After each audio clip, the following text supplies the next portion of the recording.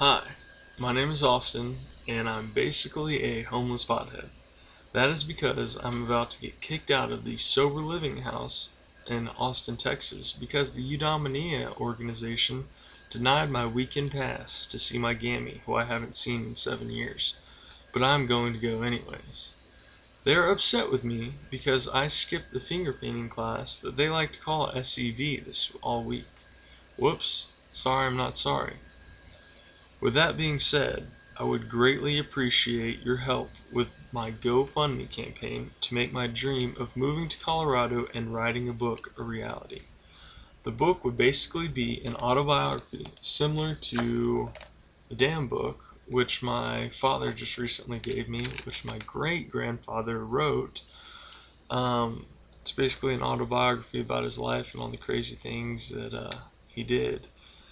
The purpose of this video is to finally shed some light onto the shadows, some of the shadows that I've kind of been keeping hidden in my past, and hopefully rekindle some of the friendships that I've lost along the way. And let's be honest, to raise a little bit of money for my GoFundMe campaign so that I can make my dreams a reality and basically not be homeless anymore. So, my story starts off in Friendswood, Texas, where I was born and raised. I grew up in a normal house, except for my parents being divorced. It wasn't very common where I'm from. But other than that, a normal childhood. I was alright in academics, but where I was really, really good, I guess, was football. Good enough to get me into the United States Naval Academy. Well, kind of, because I didn't get into the Naval Academy. I got into the Naval Academy Prep School, which is in Newport, Rhode Island, or NAPS for short. I went there as soon as graduating high school. I like to call that 13th grade because it doesn't really count for college or anything, but it's a whole extra year of school and football, kind of like a red shirt year, I suppose. I made it through that year okay. I mean, I made it through. Not a very good winter semester. Thought I got in a little bit of trouble over winter break for smoking weed, but apparently I passed my piss test. There's a lot of drama surrounding that, but I made it through. Once I graduated from the Naval NAPS, I'm a proud Napster. I spent the summer in between NAPS and the Naval Academy just being a little crazy, I would say, smoking lots of weed, doing crazy shenanigans like road tripping and drinking in the backs of Chevrolet avalanches all the way from Newport to Louisiana with some crazy friends. Good times though. So then I went to the Naval Academy. The first semester went alright, only stood restriction once. That was good, for me at least. Second semester, actually that winter break, another traumatic winter break, that was the first time I smoked synthetic marijuana. Got introduced to that stuff, good stuff back when it first came out, I guess. Same weed high, no side effects as far as drug testing goes, so I wasn't worried about that. And ever since then, that whole spring semester of my plebe year, it was a real shit show. I was smoking everywhere. Bancroft Hall, Ricketts Hall, before school, after school, you name it. I pretty much smoked non-stop. I wasn't worried about drug testing, and I was just, having fun. About the same time, I got a pretty serious girlfriend. Started tapping and going every weekend as a plebe, something I wouldn't recommend. I throwing parties, doing all sorts of crazy shenanigans. After plebe year, I settled down a little bit, youngster year, still terrible midshipman. Had about a 2.0, 2.0 and go was my motto. And just did the absolute bare minimum. My room was a mess. My uniform always looked not good, we'll put it that way. I basically stayed in my girlfriend's room more than I stayed in mine. and just did whatever I could to fly under the radar as a youngster, and just didn't work very well. At the end of my youngster year, I got my career starter loan, which was a nice $33,000 or so in my pocket. That's when I really went crazy. I bought a fast Camaro, which I didn't take me long to total. Bought a very, very, very expensive bong, which I would smoke my synthetic out of. That summer in summer school, I'm pretty sure I have stayed in every suite in Annapolis. I'd just buy hotels and stay there and party all night instead of staying in the hall, just, not a care in the world. But that all came to an end whenever I got pulled over by Annapolis Police Department. Thank you, Officer Chipman, I believe. Maybe. Sounds right. Yeah, he found my synthetic stuff, he found my pipes. Didn't get any tickets, because shit, wasn't illegal then, but he was sure to tell the Naval Academy, and they didn't like that. And that was enough to get me kicked out. Although technically I got kicked out for failing like a film and literature course where we just watched like The Big Lebowski and other cool movies. After that, I spent the next semester selling cars at Coons Toyota of Annapolis. That was a good time. One of the most simple, just really enjoyable times of my life. After that, I went to Lenore Ryan University. That was where I was just worst in my addiction to synthetic stuff. Just all day, every day. It was bad. I ended up like getting a fucking ferret and keeping it in my car, and just no friends, no life, just smoking, playing with my weird ferret. They stink. Terrible idea. I just really missed my girlfriend. I was depressed, all that stuff.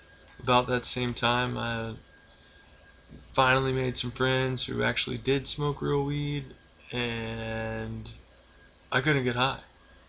I just kept smoking and smoking, and it just didn't do anything for me. And ever since then, it's just weed's been kind of different, I guess. And I just haven't bought synthetic stuff since. I just realized kind of how bad it is for me and my body, and I just really avoided it.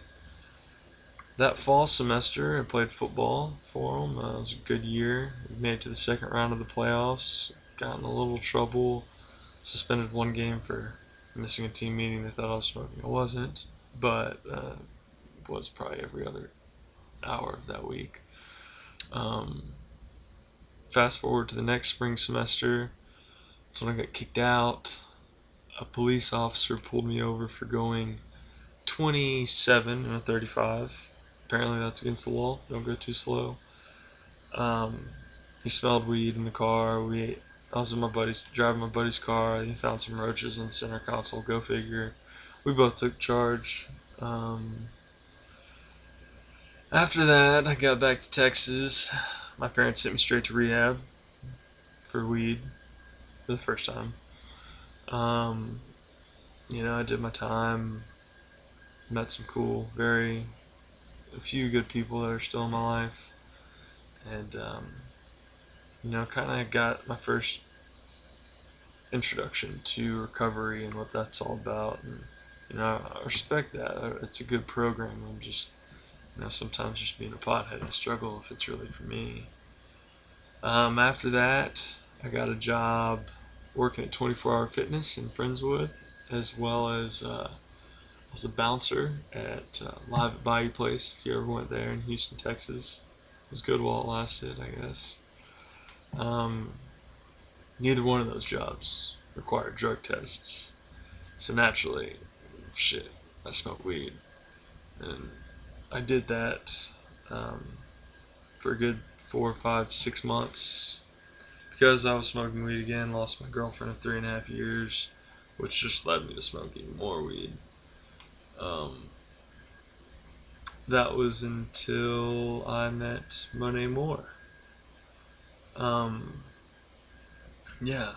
Where to start with Monet? She was an older woman, beautiful, just the most beautiful woman I've ever met, still to this day. I'd say give her props on that. But somehow I convinced her to personal train with me. Not that she needed it, but figured it would be a good pickup line or something. I don't know. That quickly evolved. Before I knew it, we were going out to dinner every night or yoga, or I'd meet her at the parks and play with our dogs and whatnot. Um, the relationship happened so fast, and I guess a couple weeks into the relationship, she let me know what she did for a living. Turns out she was a professional companion, and I mean professional in every sense of the word, and that she would make $1,500 for a 2-hour introductory session, or $5,000 for an overnight session. Like, really? I didn't know that happened in real life, but it does. I didn't really know how to react to that at first. I was already head over heels in love with her. Just beautiful, most intelligent woman I've ever met, still to this day. Crazy smart. Scary, crazy smart. I was just infatuated. I wasn't gonna abandon ship then. I was hooked, for lack of a better word. Things just continued to progress at a rapid pace. We ended up deciding it would be a good idea to run off to Las Vegas together to get married without even knowing each other for a month, because that's what all normal, not crazy people do, I guess. Needless to say, that didn't happen. She got cold feet Valentine's Day, I guess, the day of we got there. And that really started the, very dark chapter. Oh shit, I'm just now getting out of it, I guess. It just started a downhill spiral for me. Before I left for Vegas, I quit my job as a personal trainer because she made more money in 2 hours than I did in 2 weeks, so why the fuck would I work? Sorry for my cussing, I apologize. But yeah. And so I get back and I'm completely dependent on this woman who basically left me at the altar,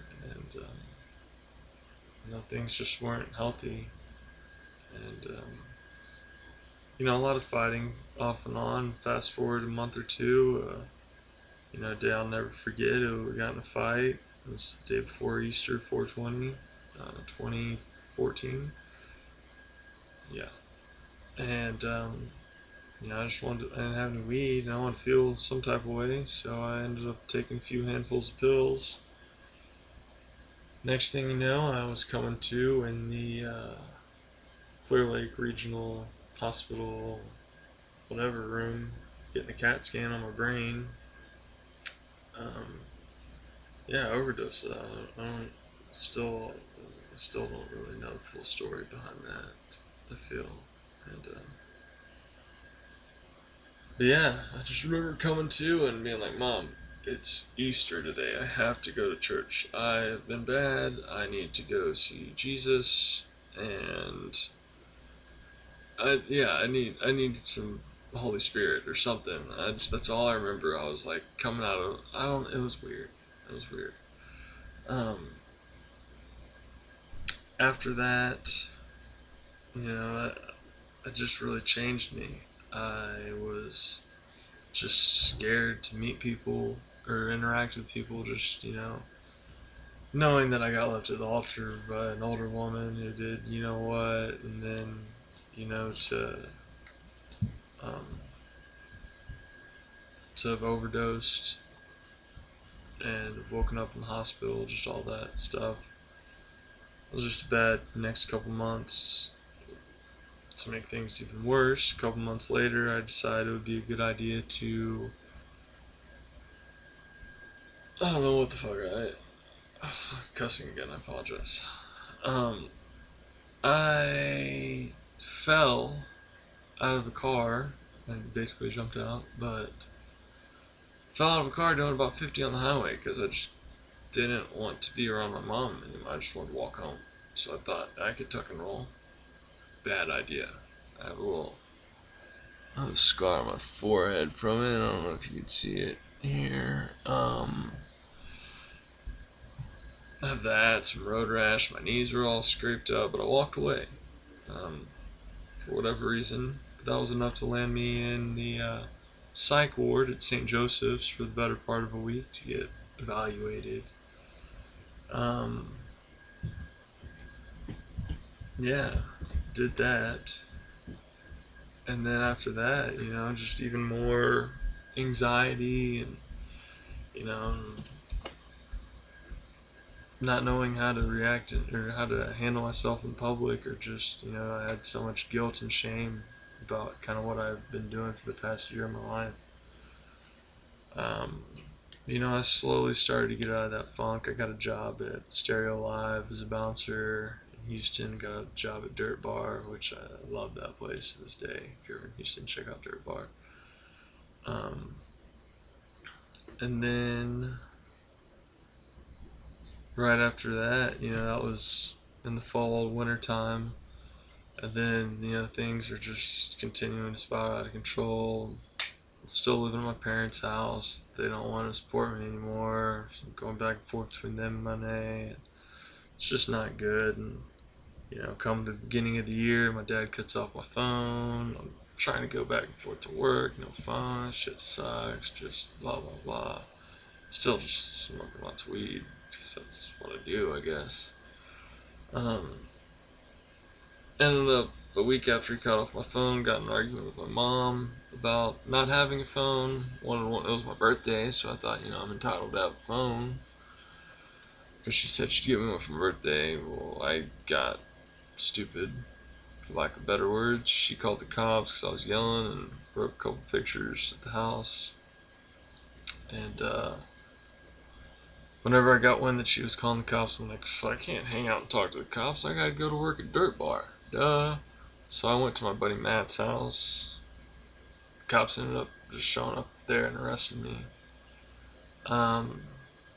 Shittiest part about the whole situation was that I made $160 that day I got arrested.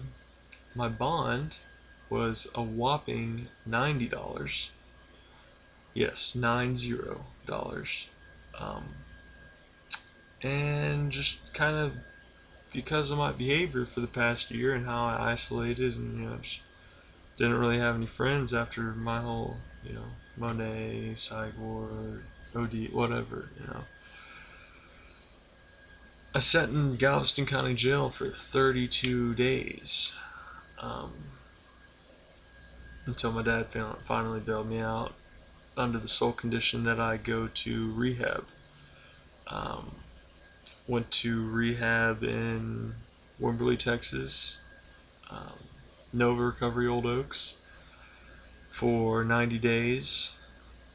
I learned a lot about myself there.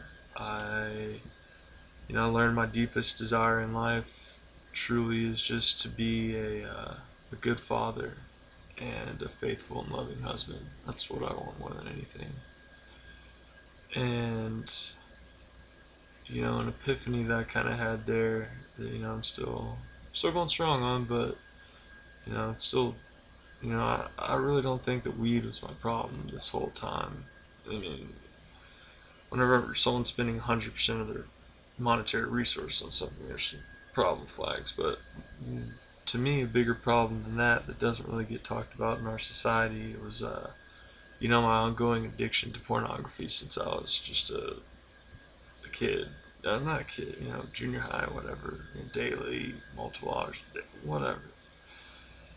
And that's something I decided to give up in rehab, and I'm going 5 months strong now. Not there's anything wrong with that. People that, choose to spend some of their time doing that, I don't think that lines up with my goals and ambitions of being a good father or a faithful, loving husband. And yeah. Hey, Parker.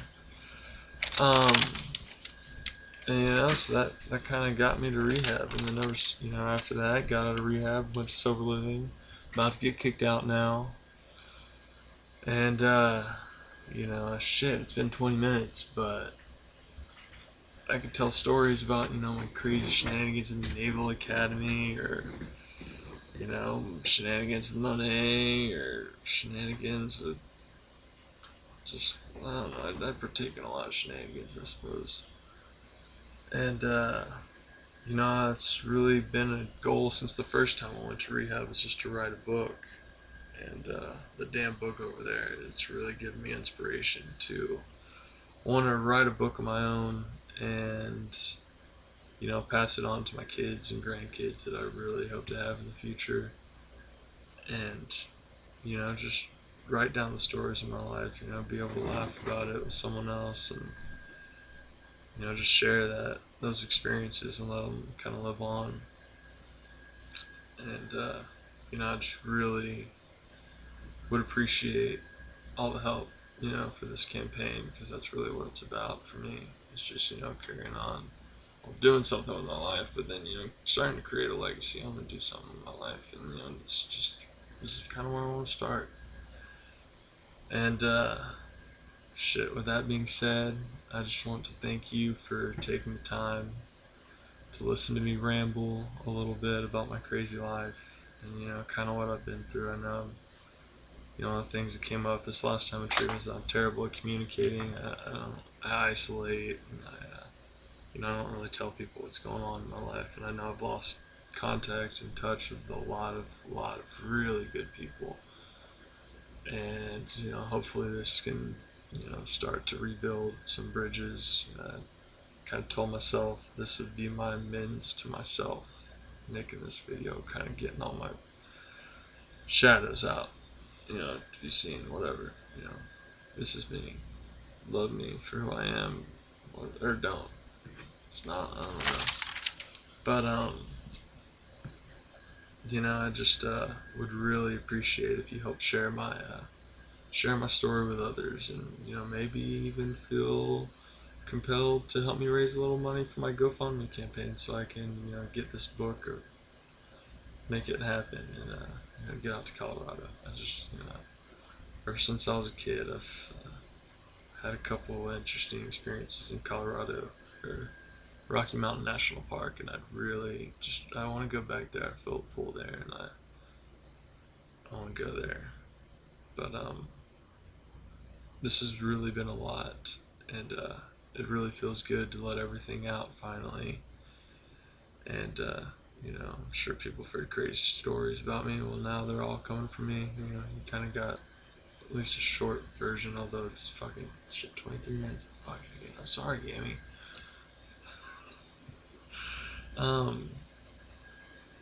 I just really want to thank, whoever's watching this video has made it this whole time. I just thank you for taking the time out of your day to spend it with me, I guess, in a way. And just may you be blessed with health, wealth, love, and perfect self-expression.